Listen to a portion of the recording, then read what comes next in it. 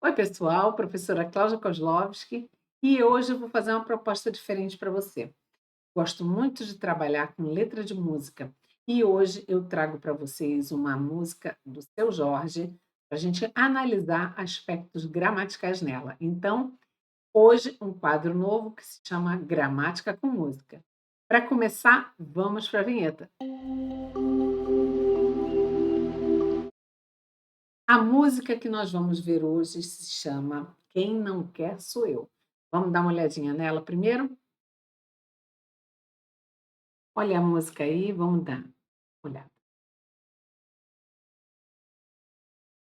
Certeza que você conhece essa música.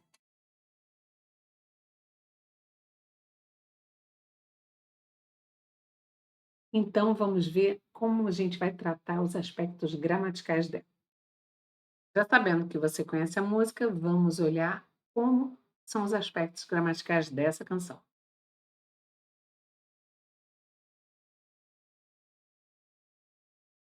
Pegue aí. A música começa, a letra completa está aí. Eu vou ficar à noite, sem, claro, sem pegar no sono, meditando sobre o que de fato aconteceu. Eu até pensei que fosse terminar na cama, como era o costume entre você e eu. Eu fiz de tudo, mas era tarde. Foi o que eu podia dar, você não entendeu. Eu quis ir fundo e você com medo.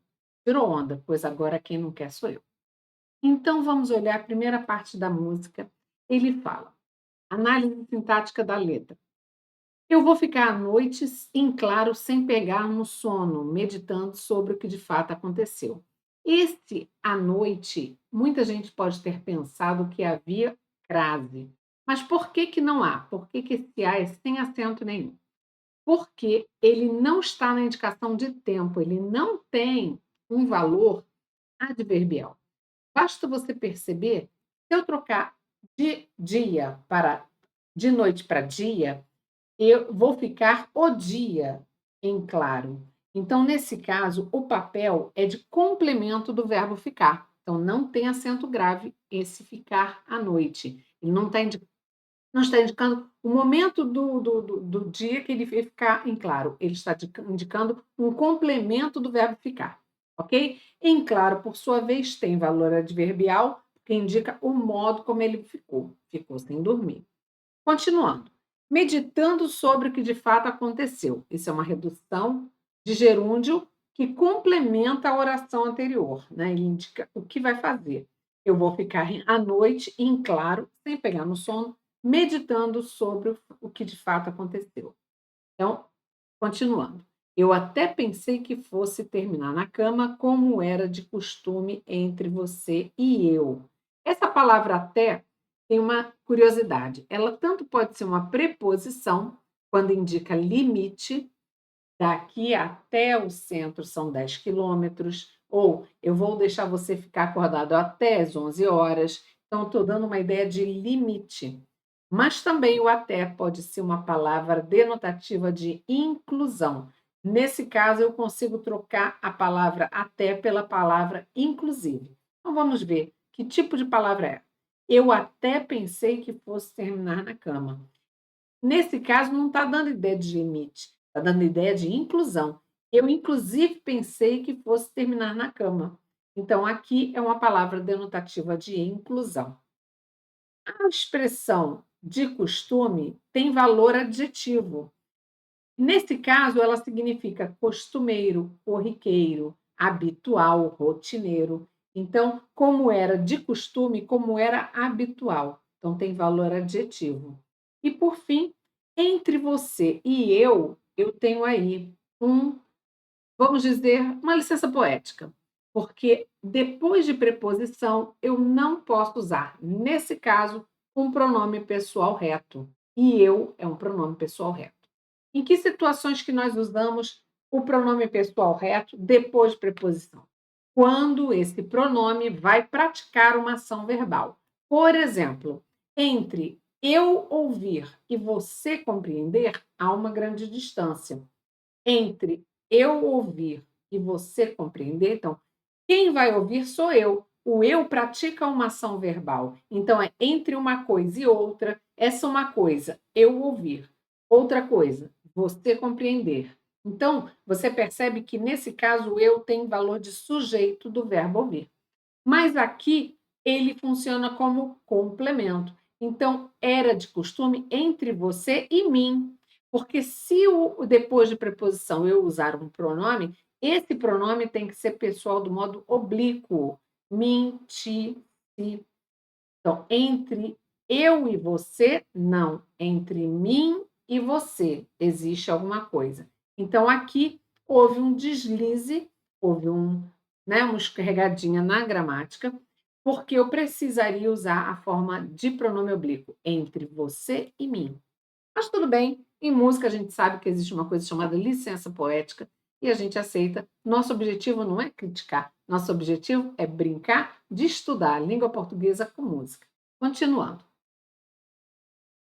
Eu fiz de tudo, mas era tarde. Fiz de tudo. Qual é o papel desse de tudo? Bom, olhando para o verbo fazer, eu tenho um verbo transitivo direto. E quem faz, faz alguma coisa. Então, eu fiz tudo. Qual é o papel do de, então?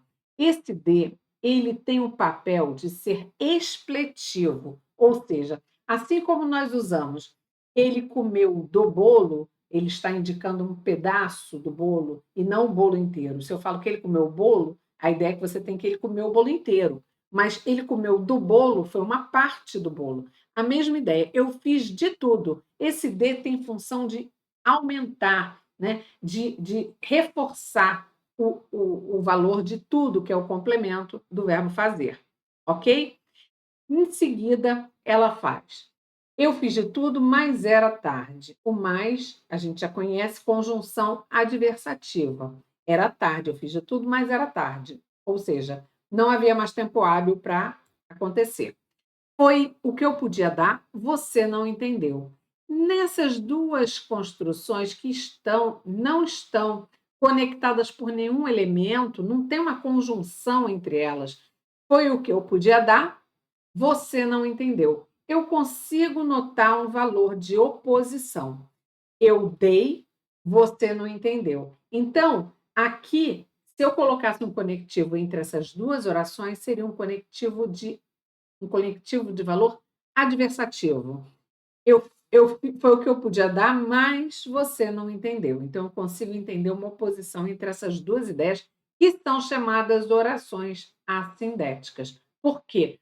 Assindéticas porque elas não possuem conectivo. Elas estão coordenadas. Foi o que eu podia dar, vírgula, você não entendeu. Mas eu consigo entender, observar um valor adversativo entre essas duas frases. Eu quis ir fundo e você com medo. Bom, aqui ficou claro que esse e tem valor adversativo, porque a ideia é que sempre que houver um e com valor adversativo, eu preciso usar uma vírgula antes dessa conjunção. Ela não é uma conjunção aditiva, ela é uma conjunção adversativa. Então, eu quis ir fundo, o correto seria eu quis ir fundo, vírgula, e você com medo. Ou seja, você não estava querendo ir fundo, você estava com medo. A ideia é contrária. A ideia é de oposição quebrou o barato do cara. Então, eu preciso de uma vírgula aí para deixar claro o valor adversativo dessa conjunção e. A partir desse trecho, o autor marca uma reviravolta. Agora ele não quer mais essa relação. Pronto. Tirou onda, pois agora quem não quer sou eu. E é muito importante a gente avaliar o quem não quer sou eu, porque o quem não quer sou eu não só é o título da música, como também ela é uma frase que se repete muito. Então vamos fazer essa análise do quem não quer sou eu. Trata-se de um período composto, ou seja, eu tenho mais de uma oração. Quais são as orações que compõem esse período? A primeira, quem não quer. Eu tenho o verbo querer e eu tenho o verbo ser. Quem não quer uma oração, sou eu, a oração principal. Quem não quer, dentro dessa oração, eu tenho relações sintáticas dos elementos. Então, olhando para o verbo querer tem como sujeito um pronome indefinido, quem. O verbo querer tem como sujeito um pronome indefinido, quem. E toda a oração, quem não quer, ela atua como sujeito do verbo ser, da segunda oração, que é chamada de oração principal. Então, presta atenção como eu classifico essas orações de um período composto. A oração principal é sou eu. Eu tenho aí um verbo de ligação e tenho um predicativo do sujeito. O pronome pessoal reto pode exercer a função de predicativo do sujeito, ok? Nesse caso, quem é o sujeito? Quem é o sujeito do sou? A concordância se faz com predicativo. Essa é uma característica do verbo ser. O verbo ser é um verbo muito eclético. Ele tanto pode realizar a concordância com o sujeito, como com o predicativo do sujeito. É por isso que, na frase tudo, sujeito, flores, predicativo do sujeito, eu tenho duas possibilidades de concordância. Eu posso falar tudo é flores, e nesse caso o verbo ser concorda com tudo, mas o verbo ser também pode realizar concordância com o predicativo do sujeito, que é a forma mais, assim, é mais sonora, mais fácil da gente aceitar. Tudo são flores. Então, o verbo ser, nesse caso, ele puxa para o predicativo do sujeito, porque esse termo está no plural. Então, não é obrigatório, mas é melhor a concordância com o predicativo por esse termo estar no plural. Da mesma maneira que aqui, o sujeito é representado pela oração quem não quer, o verbo ser, ele concorda com o pronome.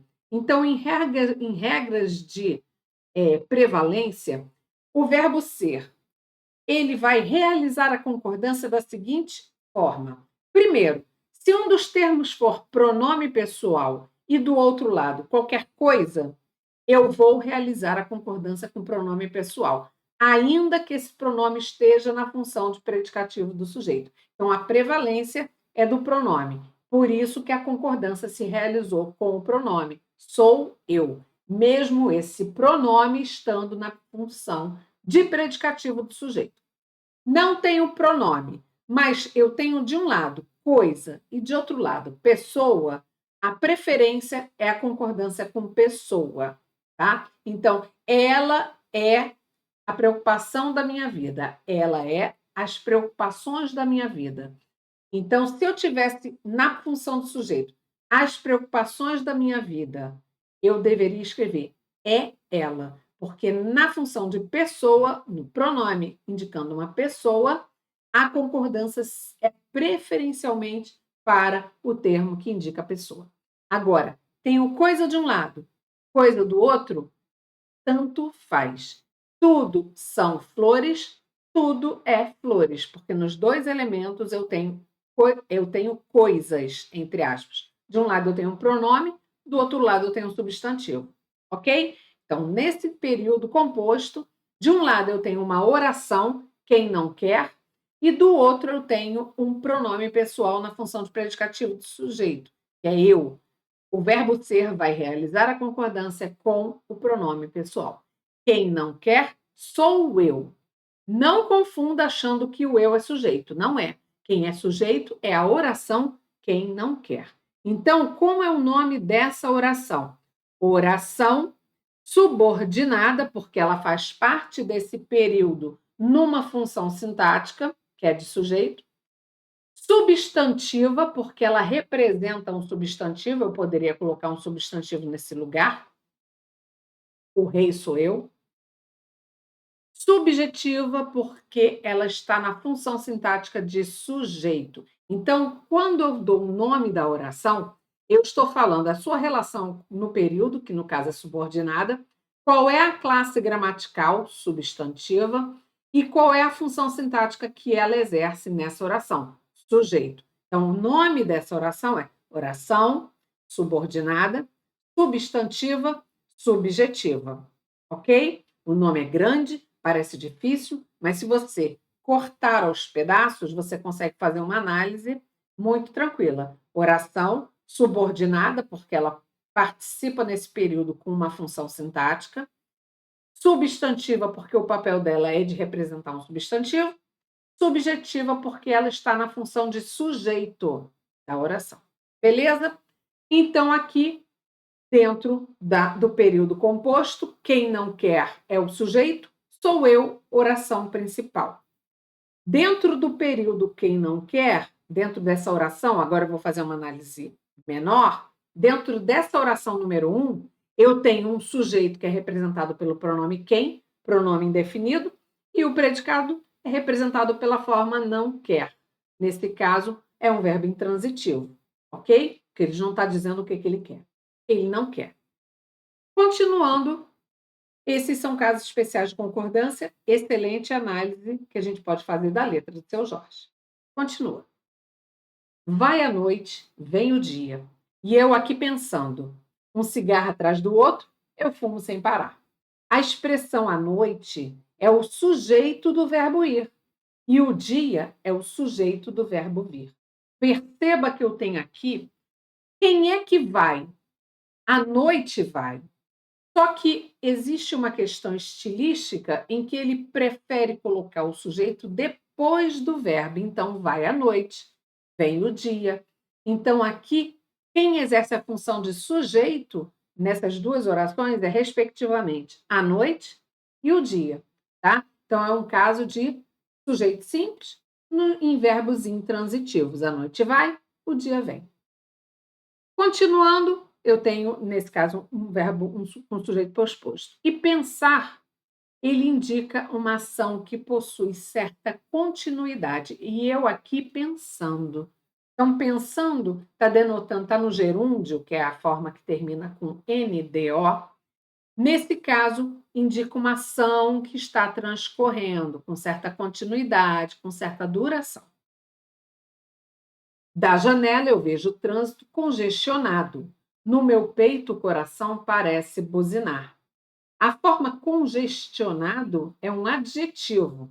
Esse adjetivo, ele provém do verbo congestionar. Então, como ele era um particípio verbal congestionado e foi se transformar em adjetivo, que é muito característico do particípio, eu chamo esse processo de derivação imprópria. Na derivação imprópria, uma palavra que pertencia a uma classe gramatical, no caso, ele era um verbo, passou a ser usado com outra classe gramatical, que no caso é adjetivo. Então, o trânsito congestionado. Então, você percebe o valor de característica. Prevalece a ideia de característica em detrimento da ação verbal. É a mesma coisa que o vestido lavado, né? A maçã mordida.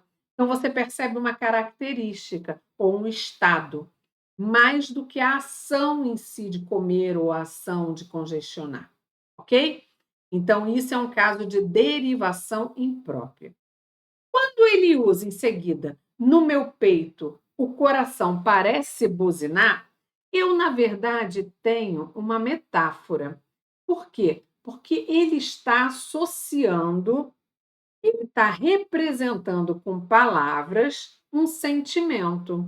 Então, ele faz essa associação, já que o trânsito está congestionado, o coração parece buzinar. Então, ele está se apropriando de uma situação dentro do mesmo campo semântico para fazer uma metáfora, que a batida do coração se assemelha a uma buzina. Então, é uma metáfora. E o que é a metáfora? A metáfora é uma figura de linguagem em que você compara uma coisa a outra sem usar um elemento de comparação, sem usar um como, ou um que nem, ou um tal como. Você não tem esse conectivo de comparação. Então, a própria coisa se transforma naquele ser. Então, o coração parece buzinar, ele parece uma buzina. Então, nesse caso, eu estou comparando o coração a uma buzina. Né? Então, excelente essa poesia, porque está dentro do mesmo campo semântico do congestionamento do trânsito. E, finalmente, encerramos o nosso análise gramática com música. Se você gostou, eu já te convido a se inscrever no meu canal, acompanhar as publicações e comenta aqui se tem alguma letra de música que você gostaria de fazer análise gramatical, ok? Então, muito obrigada e até a próxima!